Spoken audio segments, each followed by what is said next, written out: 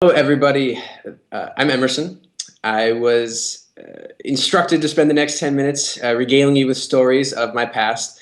If you read the article, you know that my current company is called Spartz Media. We have a network of 18 crowdsourced content websites, and we do quite a bit of traffic.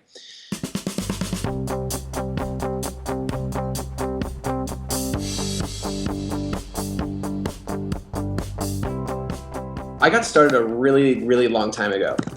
When I was 12 years old, I convinced my parents to let me drop out of school and homeschool myself, which I know sounds kind of ridiculous. So I am literally a middle school dropout.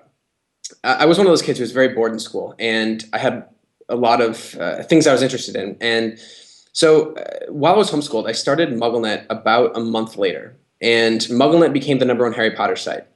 I didn't intend for it to be like that at the time, but I had a lot of free time. And so Mugglenet, for kind of a quick 30,000-foot highlight reel, Mugglenet was doing about 50 million page views a month at its peak. I was managing a part paid, part volunteer staff of about 120. We published 3 books. One of them was a New York Times bestseller that sold about 350,000 copies. And so we also hosted dozens of events, some of them drawing thousands of people. So we got to travel the world and go on tour and live like rock stars, which I know sounds ridiculous because we're talking about Harry Potter fans here, but the Harry Potter fandom is a massive, massive fandom. So we got to get a lot of great experience there and a lot of different things. I also got a call out of the blue one day from J.K. Rowling, who invited me to her house in Scotland to interview her on the day of the release of the 6th book, which was obviously a huge honor and supposed to represent the fandom. So that also kind of vaulted me into the spotlight of sorts, where I kind of became a go-to nerd for anything Harry Potter related. And every journalist in the country was doing a story on Harry Potter at some point. So through Mugglenet, Mugglenet also we had the #1 podcast in the world. We had one of the largest forums online. We had this large RPG. We had our tentacles far and wide. So at the same time that I was running Mugglenet, I had a very non-traditional self-education. As you can imagine, if you let a 12-year-old develop his own curriculum, it's probably not going to be heavy on the things that traditional curriculums are heavy on. So I was able to study whatever I wanted. My parents pretty much stayed in my way, which I know sounds like terrible parenting strategy, but I wasn't a normal kid. So they did have one rule, though. They had my brother and I read 4 short biographies of successful people every single day. And this is one of the most valuable gifts they ever bestowed upon us, because even though I hated it at the time, I mean, many of these were very dry, at least to a 12-year-old, it was incredibly valuable, because just imagine what happens to your brain when you're 12 years old and you start spending several hours a day, every single day, immersing yourself into the lives of some of the most successful people of all time. You start to think really big. You start to think there's nothing you can't do. And I had this epiphany when Mugglenet was doing really, really well, and I was reading those biographies, and I thought, if I can do all this and I'm only 12, imagine what I can do when I'm 17. Of course, it seems like a very old age when you're 12. So I decided I wanted to change the world, and I wanted to do it on a massive scale.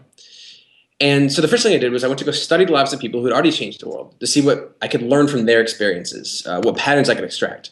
I learned that there were patterns of success. Successful people they have different lives, but they tend to engage in many of the same behaviors. They respond to adversity in similar ways, etc.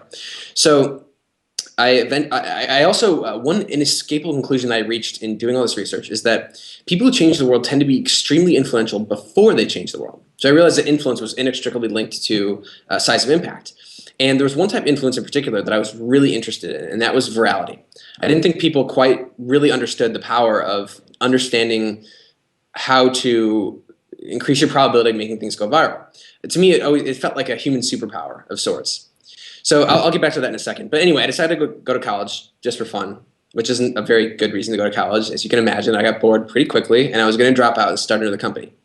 But then, and I'm going to go into a little bit more backstory on my non-traditional self-taught curriculum, because I think it's probably more relevant to the kind of people that are going to be listening to this, that are watching me right now. So I was going to start another company, but then I realized that as soon as I started my next company, I'd be head down in the grind, and I would never have the opportunity to go and study a wide variety of different things again. And I wanted to be able to connect dots and see patterns between different disciplines and industries and so on. So I set a goal of reading 1 nonfiction book every single day until graduation. Business, politics, psychology, economics, technology, science, and lots of social psychology, neuroscience, cognitive science, etc. So it wasn't just books, though. It was going through SEC filings and 10Ks and research and abstracts and textbooks, studying thousands of individual companies, looking for patterns. What do successful companies do differently than unsuccessful companies? I studied industries, everything from natural gas wholesaling to drywall contracting.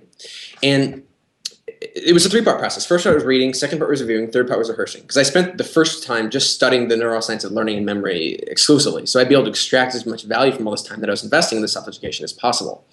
So I reviewed everything that I wanted to remember on a schedule of a day later, a week later, a month later, and then every 6 months. That's how you maximize retention. And then the third part of the process was rehearsal. This is just practicing applying the information. I didn't want to just learn a bunch of stuff and remember it but not be able to apply it. That's not the point.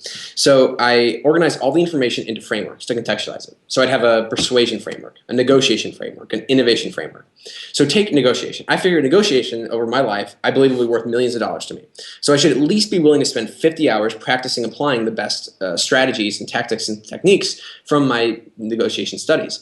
So I took all the best ideas, put them into acronyms, and then I practiced replaying past negotiations in my head using those strategies, or playing fictional negotiations in my head using those strategies. And I was trying to get as much vicarious experience as possible using deliberate practice methodologies. Think like Malcolm Gladwell outliers, like that type of practice. In the same way that when I was an athlete, I would do things like 1,000 free throws in a day. So when I step up to the line in a game situation, I can execute that motion because I've done it so many thousands of times. So think of it more like executive athlete training or nerd training. I mean, it depends on how you want to look at it. So anyway, how this relates to virality is that there still really isn't much research on the topic of virality specifically. There's a lot of disparate fields that all have their own kind of theories and ideas, but I didn't really hit on anything especially interesting until I started borrowing and stealing from different industries. So I studied network science, network theory, persuasion theory, epidemiology, biology, physics, all these different topics or areas. And I hit on something that I thought was pretty big. And I wanted to test out my theory. And so I used Facebook as my first petri dish. And I developed a series of algorithms designed to get Facebook pages to go viral. So I was able to create dozens of Facebook pages that went from 0 to millions of fans over a period of a few hours to a few days. So we're talking massively viral. And it wasn't using like Facebook platform, crazy, easy virality. It was actually totally different than what most people were doing with just like clever little viral hooks. It was all network level stuff. So think nodes, hubs, things like that. So I took what I was doing is I was testing hundreds of different variables and seeing which variables correlated positively to virality. And then I kept shortening up the viral loop until I got to the point where I could tell within 20 seconds if a page was going to go viral or not. So I took the same ideas from Facebook to Twitter, got millions of followers on Twitter, YouTube, Tumblr, websites, apps. It didn't matter what platform. Every platform is different. Some platforms are much easier to engineer virality on than others. But ultimately, the deeper underlying motivation was that I likened virality, understanding virality, to a superpower. And the way I looked at it was like, if you understand how to make things go viral, you can tip elections, you could overthrow dictators, you could start movements, you could revolutionize industries. And that was deeply and profoundly inspiring to me, the idea that you can just be smarter and create messages that get shared by millions of people. So anyway, as soon as I graduated from school, I started the current company, Spartz Media, with my now wife, Gabby. So Gabby, I met her first week of school at Notre Dame. She actually had founded a website called Daily Cute, which is one of the top cute sites online, when she was 12 also. So just kind of hit the jackpot there. So we co-founded the company, and the first website was a website called Gives Me Hope. This was just wanting to apply a lot of these viral ideas and to making something a little bit more substantial than just like Twitter accounts and Facebook pages. So Gives Me Hope is a website where people share uplifting and inspiring stories. Think like F My Life, but the opposite of that, if you've seen that website. So one paragraph, chicken soup for the soul type stories. And that website went viral back in 2009 and was generating 500,000 page views a day. And the website did so well. We got thousands of letters from people saying that the stories on that website kept them from dropping out of school or saved their marriage or brought them back from the verge of suicide. And we got emails and letters from parents and teachers and brothers and sisters and mothers and fathers saying that this website literally saved their daughter's life or their sister's life, or because the stories were so profoundly inspiring. And that to me is just, wow. So we've got this successful business and it's profitable, but at the same time we're impacting people's lives in this way. It was profoundly inspiring. And we ended up spinning out an entire network of sites just like it, that have like where people share their secrets, love stories, things like that. And those websites cumulatively have received about 500 million page views since we first launched them. And then from there, we very opportunistically shifted into humor because we saw a lot of opportunities there. So we've got a website with funny iPhone autocorrects that went viral last year. It was doing like 50 million page views a month. It's lower now because that trend is not as hot now as it was back then. But that's live by the trend, die by the trend. OMG Facts is definitely probably our most well-known site now. It does a ton of traffic, and we've got about probably 8 million or so followers on Twitter, YouTube, Facebook. Just interesting pieces of trivia, facts, and so on. And now the way that our model works is that we launch a new website every 2 or 3 weeks. We ship really fast. We've got an awesome team, and we've built up some pretty awesome IP that helps us identify websites and apps to launch that have a high probability of success and high viral potential. So we're just accelerating the pace that we're launching new products and improving our success rates and just taking it one day at a time. In terms of where we're going, it's really hard to say. We're playing this really fun nonlinear game right now where every product that we launch could be an order of magnitude more successful than all of our other ones. It probably won't, but it has potential to be. So we're just taking it one website at a time, and there's so many opportunities out there right now that it's really hard to say what opportunity we're going to be doing 3 months from now or 6 months from now, because these opportunities didn't necessarily exist 6 months ago or a year ago. So at that, I'll probably actually just we're also we're little under 30 people based in Chicago, and I'll probably use that as my transition into the questions that I see here. So thank you for sending your questions.